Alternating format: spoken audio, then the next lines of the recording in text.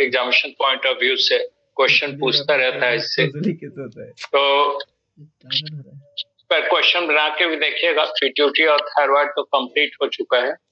आज हम लोग डिस्कस करेंगे पाराथायरॉइड्स।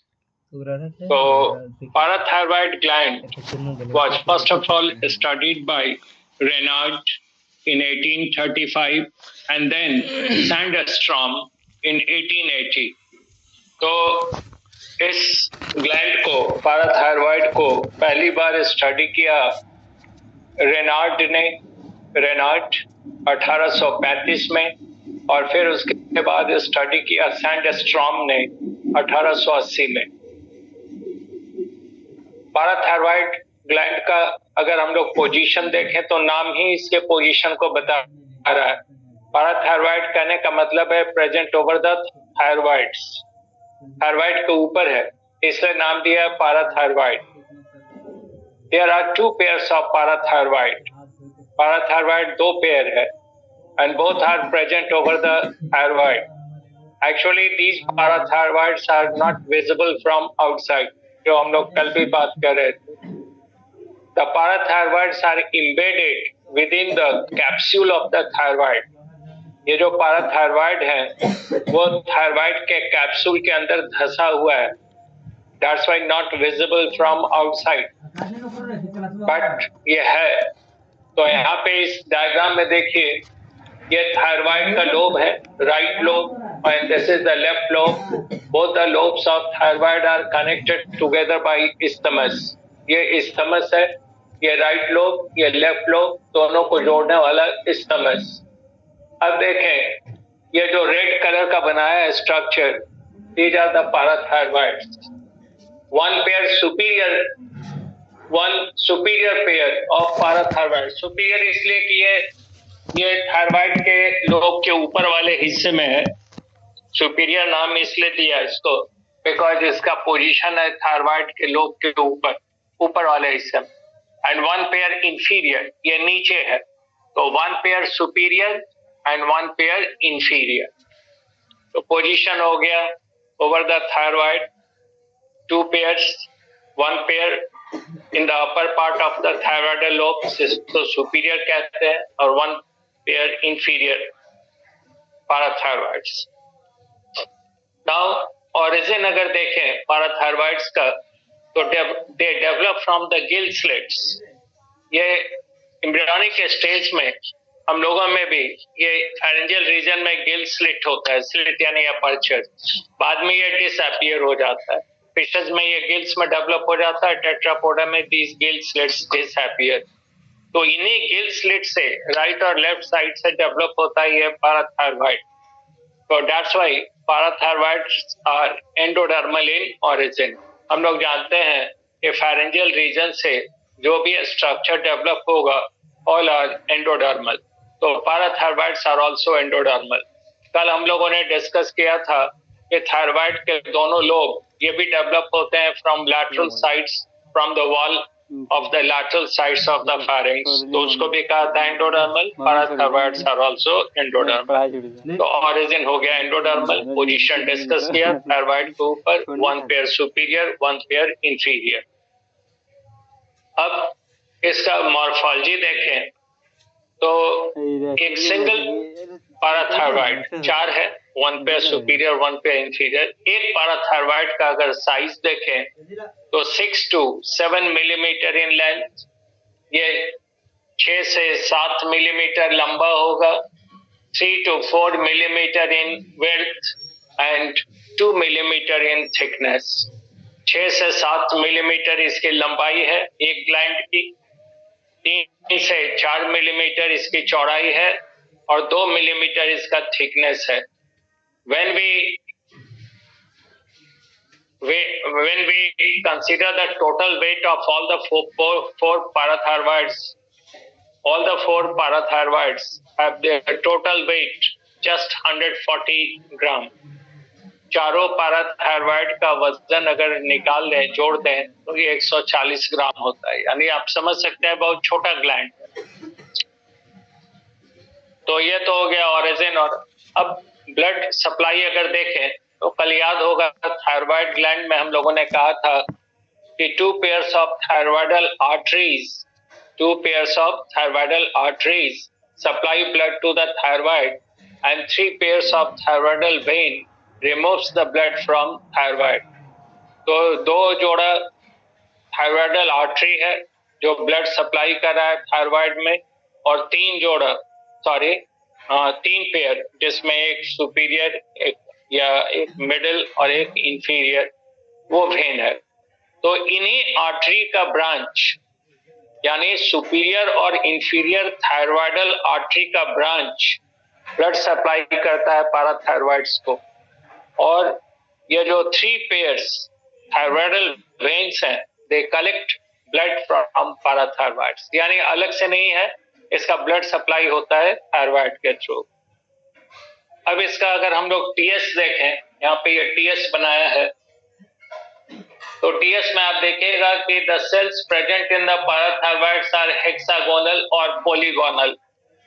ये जो सेल्स हैं पैराथायरॉइड के अंदर दे आर आइदर हेक्सागोनल और polygonal in shape and these are 2 types. ये जो सेल्स हैं ये 2 तरह के, एक देखिएगा रेड डॉट ऐसे डाल दिया है, इसको हम लोगों ने लिखा है ऑक्सीफिलिक सेल्स, ये एसिड डाइस से स्टेन होता है। और हम लोग पहले भी जानते हैं कि अगर कोई सेल स्टेन होता है तो उसके अंदर ग्रैन्यूल्स होगा और ग्रैन्यूल्स के अंदर हार्मोन्स होंगे। तो ये जो ऑक्सीफिलिक सेल्स हैं they synthesize and release the hormone PTH जिसको परत हार्मोन कहते हैं। और दूसरे टाइप का सेल्स है जिसमें साइटोप्लाज्मिक ग्रैन्यूल नहीं है, दे आर सपोर्टिंग सेल्स।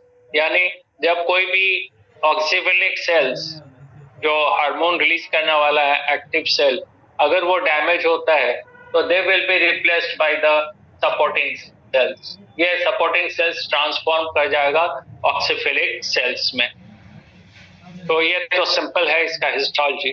अब अगर फिजियोलॉजी हम लोग देखें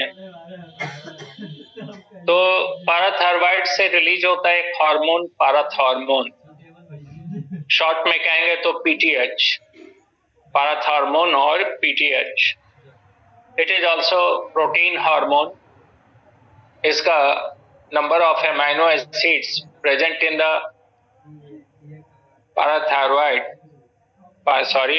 parathormone is 84 and the molecular weight is 9500। तो एमाइनो एसिड्स की संख्या पैराथॉर्मोन या पीटीएच इस हार्मोन में एमाइनो एसिड्स की संख्या होती है 84 और इसका मॉलिक्यूलर वेट होता है 9500। पैराथॉर्मोन और PTH was first studied by Collip in 1925. That's why it is also called Collip's hormone. CBSE medical में, नीट नहीं, उसके पहले सीबीएसई मेडिकल था, तो उसमें एक क्वेश्चन आया था कि the Collip's hormone is, and answer was parathormone, PTH. तो after the name of its discoverer Collip ने इसको स्टडी किया, इसका डिटेल देखा, इसलिए उसका नाम है पैराथॉर्मोन का कॉलिप हार्मोन भी। तो इसलिए पीटीएच नहीं पूछ के कॉलिप हार्मोन फिर पूछ सकता है, एक बार आया हुआ था तो ध्यान रखिएगा। नाउ पीटीएच हम लोग फंक्शन इसका बोन में भी डिस्कस कर चुके थे। PTH activates the osteoclast, PTH activate करता ऑस्टियोक्लास्ट को and then osteoclasts release proteolytic enzyme and the proteolytic enzyme dissolves the ossinous matrix। ये ओसिनस मैट्रिक्स को डिसॉल्व कर देगा। तो अगर ऑर्गेनिक मैट्रिक्स डिसॉल्व हो गया तो उसके ऊपर मौजूद इनऑर्गेनिक सॉल्ट्स यानी कैल्शियम सॉल्ट्स रिलीज हो जाएंगे and they will be released into the blood. यानी काम है ब्लड कैल्शियम लेवल को बढ़ाना। Blood calcium level that is also called calcaemia is 9 to 14 milligram per 100 ml, 9 to 14 milligram per 100 ml, that is the calcemia, blood calcium level. Now whenever the blood calcium level increases above 14 milligram per 100 ml, it is hypercalcemia, और 9 milligram के नीचे हो जाएगा तो hypocalcaemia. तो PTH का जो feedback है, it is regulated by the blood calcium level. Whenever the hypocalcemia occurs, यानी जब कभी भी ब्लड में कैल्शियम का लेवल 9 मिलीग्राम पर 100 ml से नीचे होगा, तो PTH will be released from parathyroid. It will activate the osteoclast. Osteoclast will release the proteolytic enzyme. Proteolytic enzyme will dissolve the osseous matrix, removing the calcium salts from the bone into the blood.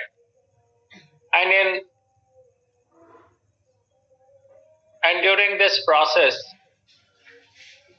it also helps in providing a definite shape to the bones. जैसे extra calcium को अगर remove करता है bone से, तो bone को एक निश्चित आकार भी देता है। तो उसमें बोन का एक डेफिनेट शेप में भी इंपॉर्टेंट रोल है पीटीएच का, और ब्लड कैल्शियम लेवल मेंटेन करना। अब हम लोग जानते हैं, कुछ तो पढ़ा है और आगे डिटेल पढ़िएगा। ब्लड कैल्शियम लेवल बहुत इंपॉर्टेंट है। कैल्शियम की कई जगह जरूरत पड़ती है। हम लोगों ने ब्लड क्लॉटिंग में पढ़ा था, कैल्शियम आयन ही काम करता है, प्रोथ्रोम्बिन को एक्टिवेट करता है थ्रोम्बिन में, and then thrombin converts the insoluble fibrinogen into insoluble fibrin, in which the RBCs get entangled and the structure becomes clot. तो अगर कैल्शियम नहीं होगा तो प्रोथ्रोम्बिन थ्रोम्बिन में चेंज ही नहीं होगा। दूसरा, मसल फिजियोलॉजी जब हम लोग पढ़ते हैं, टिश्यू में पढ़ते हैं, तो मसल फिजियोलॉजी में भी कैल्शियम और मैग्नीशियम आयंस का रोल है। अगर कैल्शियम की कमी होगी तो मसल का कॉन्ट्रैक्शन प्रॉपर नहीं होगा, स्पाज्म होगा, मसल में पेन होगा, फैटिग्ड हो जाएगा। फिर उसी तरह जब हम लोग नर्वस सिस्टम पढ़ेंगे, तो नर्वस सिस्टम में कैल्शियम आयंस का रोल है neuro inhibitory ions. Neuro inhibitory ions, और कैल्शियम कई जगह पे इसका इंपॉर्टेंट रोल है। तो कैल्शियम का लेवल मेंटेन करता है, तो हम लोग कह सकते हैं it is indirectly helping in blood clotting by maintaining the blood calcium level, also helping in muscular contraction, muscle contraction, as well as it is also helpful in maintaining the origin and conduction of impulses in the nervous system. ये उसको maintain करेगा। तो ये तो एक important इसका function बता दिया आपको। अब हाइपो और हाइपो सिक्रीशन से क्या होगा? पहले हम लोग देखें हाइपो सिक्रीशन। तो कैल्शियम का लेवल कम हो जाएगा। अगर पीटीएच का सिक्रीशन कम होगा तो blood calcium level will decrease, और जब ब्लड कैल्शियम लेवल डिक्रीज करेगा तो हम लोग पढ़ेंगे यहाँ पे ब्लड में कैल्शियम लेवल जो होता है, इसका एक इंपॉर्टेंट रोल है न्यूरो इनहिबिटरी आयंस का। जैसे मान लीजिए ये एक्सॉन है, ये न्यूरॉन का पार्ट है एक्सॉन, इसमें ये पोर्स हैं, these are the pores, इसको हम लोग सोडियम गेट कहते हैं। सोडियम गेट इसलिए कि सोडियम यहाँ पे ईसीएफ में 15 टाइम्स ज्यादा है। The concentration of sodium ions in the ECF is about 15 times greater in comparison to the amount present in the exoplasm. तो नॉर्मल कंडीशन में होता क्या है कि sodium will have the tendency to move from higher to lower concentration, यानी influx of sodium. लेकिन in polarised state, यानी जब नर्वस सिस्टम एक्टिव नहीं है, न्यूरॉन का इंपल्स का जनरेशन नहीं हो रहा है, न्यूरॉन नहीं कर रहा है, तो उस समय sodium influx is checked by the calcium ions which are present over the sodium gate. ये जो एक्सोलेमा का पोर है जिससे सोडियम अंदर आएगा, इसलिए सोडियम गेट भी कहते हैं, इसको बाहर से ब्लॉक किया हुआ है ये कैल्शियम आयन। तो सोडियम अंदर आना चाहेगा, from higher to lower concentration आना चाहेगा, इनफ्लक्स होना चाहेगा, बट नहीं हो पाएगा। कारण हम लोग जानते हैं similar charge ions repel each other. जितना सोडियम अंदर आना चाहेगा, कैल्शियम और सोडियम में रिपल्सन होगा, और कैल्शियम और भी टाइटली ब्लॉक कर देगा इस गेट को, सोडियम को अंदर नहीं आने देगा। और नर्वस सिस्टम में हम लोग पढ़ेंगे जब सोडियम अंदर आएगा तभी यहाँ निगेटिव चार्ज होता है -60 to -90 millivolt, which is called resting membrane potential, जब सोडियम अंदर आता है तो +15 मिलीवोल्ट का डिफरेंस कॉज करता है, which is called threshold potential, after which the impulse is generated. अब सोडियम अंदर आएगा ही नहीं तो इम्पल्स जनरेट नहीं होगा, ये मामला। अब देखिए यहाँ पे कह दिया कि हाइपो सिक्रेशन है पीटीएच का, तो हाइपो सिक्रेशन का मतलब है कैल्शियम का कमी है, तो सोडियम गेट खुला रह जाएगा, यहाँ सोडियम नहीं होगा, ये गेट खुला हुआ है, तो जितना चाहे जैसे चाहे जब चाहे सोडियम अंदर आएगा। और जब सोडियम अंदर आएगा तो हम लोग पढ़ेंगे नर्वस फिजियोलॉजी में, whenever the influx of sodium will occur, it will decrease the polarised, जो यहाँ पे हम लोग रेस्टिंग मेम्ब्रेन पोटेंशियल कहते हैं, -60 to -90 millivolt. So it will decrease the resting membrane potential by +15 millivolt, and when the difference of +15 millivolt, which is considered as threshold potential, the depolarization occurs, which is called impulse. तो sodium influx ज्यादा होगा तो जल्दी जल्दी impulse generate होगा। मालिक fast हो गया, मालिक है नर्वस सिस्टम, नौकर है मसल, तो जब मालिक फास्ट हो गया, नर्वस सिस्टम में ऑरिजिन कंडक्शन फास्ट हो गया, तो हम लोग पढ़ेंगे नर्व एंड के से रिलीज होगा एसिटाइल कोलिन, तो एसिटाइल कोलिन काफी ज्यादा रिलीज होगा एट द न्यूरोमस्कुलर जंक्शन। नतीजा क्या होगा, मसल कॉन्ट्रैक्ट करके रिलैक्स करना चाहेगा, तब तक फिर वो एसिटाइल कोलिन उसको कॉन्ट्रैक्शन में डाल देगा, यानी repeated contractions without getting relaxation will cause the muscular fatigueness, and it is called tetany, neuromuscular irritability, neuromuscular irritability, इसको टिटैनी कहते हैं। होता क्या है कि सोडियम, अगर कैल्शियम नहीं है तो सोडियम इनफ्लक्स फास्ट होगा, तो ऑरिजिन कंडक्शन फास्ट होगा, एसिटाइल कोलिन ज्यादा रिलीज होगा न्यूरोमस्कुलर जंक्शन पे, नतीजा होगा मसल ऑलवेज कॉन्ट्रैक्शन स्टेज में रहेगा, रिलैक्स नहीं कर पाएगा। तो इसका सिम्टम आता है लॉक्ड जॉ, जबड़े का muscle, masseter muscles which are considered as elevator muscle, elevator muscle because elevation कहा जाता है when a body part moves upward, जब शरीर का कोई हिस्सा ऊपर मूव करे तो phenomena is called elevation.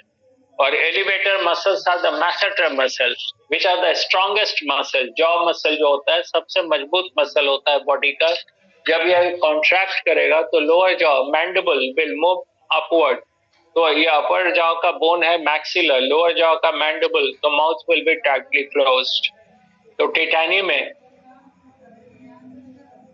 Locked jaw यानी जबड़ा लॉक कर गया, बंद हो गया, क्योंकि मसल रिलैक्स कर ही नहीं रहा, तो नतीजा है कि ये माउथ खुलेगा नहीं और बंद स्टेज।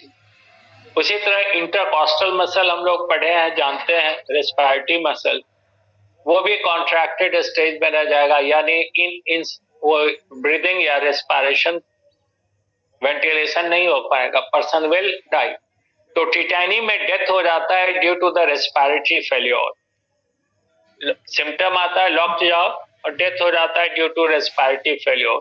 तो आप समझ सकते हैं कि अगर पाराथायरॉइड किसी का कट के निकल गया या डैमेज हो गया तो that person will not survive, तो टिटैनी का केस आ जाएगा, बॉडी का सारा मसल्स कॉन्ट्रैक्टेड स्टेज में चला जाता है, नतीजा होता है कि पर्सन विल नॉट सर्वाइव, वो रिलैक्स ही नहीं कर पाता है मसल्स। और ठीक इसका उल्टा, अगर पीटीएच का हाइपर सिक्रीशन होने लगा तो it will cause excessive loss of calcium from the bone, bone से काफी ज्यादा कैल्शियम लॉस होगा, तो बोन से कैल्शियम एक्सेसिव लॉस होगा तो इसको ऑस्टियोपोरोसिस भी कहते हैं, बोन कमजोर हो जाएगा, bone will become soft and fragile, fragile यानी जो आसानी से टूट सके, hardness of the bone is due to the inorganic salt, तो जब वही हट गया, कैल्शियम हट गया, तो बोन सॉफ्ट हो जाएगा, आसानी से टूटेगा, फ्रेजाइल हो गया। और उसके साथ साथ कैल्शियम लेवल बढ़ा हुआ है तो किडनी उतना कैल्शियम को एब्जॉर्ब नहीं कर पाएगा, यानी नॉर्मल से ज्यादा कैल्शियम पास आउट होगा यूरिन के साथ, excessive loss of calcium along with urine, That condition is called calciuria, यानी presence of calcium in urine. तो कैल्सियूरिया, अब कैल्सियूरिया है तो ठीक है, लेकिन मामला यह है कि कैल्शियम यूरिन में कैल्शियम बहुत ज्यादा है, तो जगह जगह वो डिपॉजिट होने लगता है। जैसे पेल्विस हम लोग पढ़ेंगे, किडनी और यूरेटर जहाँ पे मिलता है, दैट जंक्शन इज पेल्विस, वहां पे कैल्शियम इकट्ठा होने लगता है, तो वो बना देता है रीनल कैल्कुलाई। रीनल कैल्कुलाई यानी किडनी स्टोन। अब धीरे धीरे ये छोटा छोटा जो बालू के जैसा कण वाला किडनी स्टोन है, ये सब इकट्ठा होने लगता है धीरे से आके यूरिनरी ब्लैडर में, वहां फिर एक साथ चिपक के बड़ा बना देता है ये स्टोन। और जब ये स्टोन यूरिनरी ब्लैडर से निकल के यूरेटर में आएगा, यूरेथ्रा में आएगा, निकल के यूरेथ्रा में आएगा, तो it will block the passage of urine. Urethra में जब ये किडनी स्टोन पहुंच गया, अभी यूरिनरी ब्लैडर में तो उतना प्रॉब्लम नहीं है, लेकिन यूरिन, जब यूरिनरी ब्लैडर यूरिन को फोर्स करता है तो साथ में ये आ सकता है, तो यूरेथ्रा ब्लॉक हो जाएगा। Urination will become painful and scanty.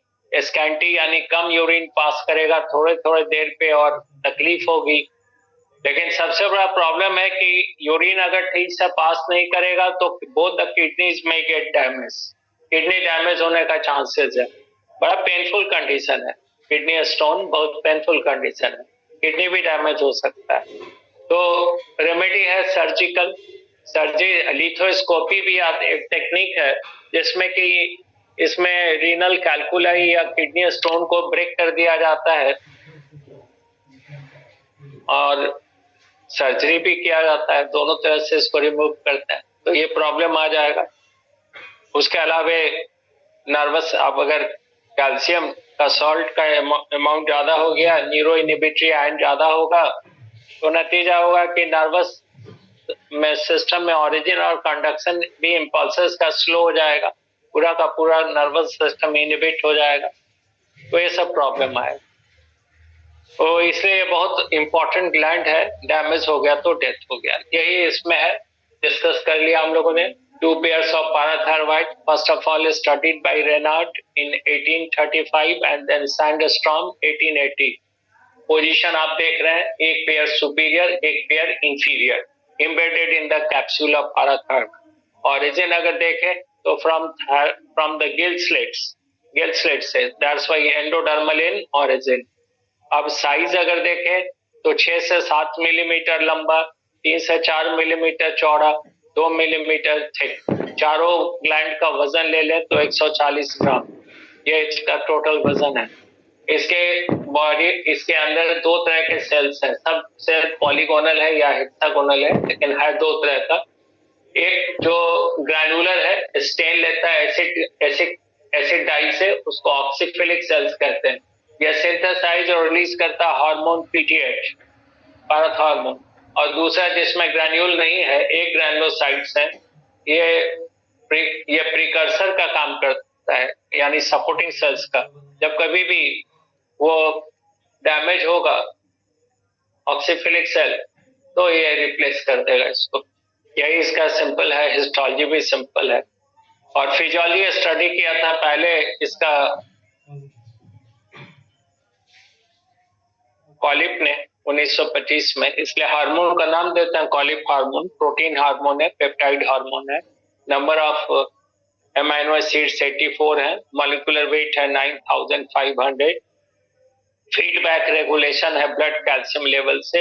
Hypocalcaemia यानी 9 मिलीग्राम पर 100 ml से कम हो जाएगा कैल्शियम लेवल, तो पीटीएच का सिक्रीशन बढ़ जाएगा। पीटीएच का काम है कि ऑस्टियोक्लास्ट को एक्टिवेट करता है, प्रोटियोलाइटिक एंजाइम रिलीज करता है। ये ऑस्टियोक्लास्ट जो ओसिनस मैट्रिक्स को डिसॉल्व कर देगा, उसके ऊपर कैल्शियम सॉल्ट रिलीज होता है ब्लड में, तो ब्लड कैल्शियम लेवल बढ़ जाता है। इस प्रोसेस में बोन को भी एक शेप दे दिया।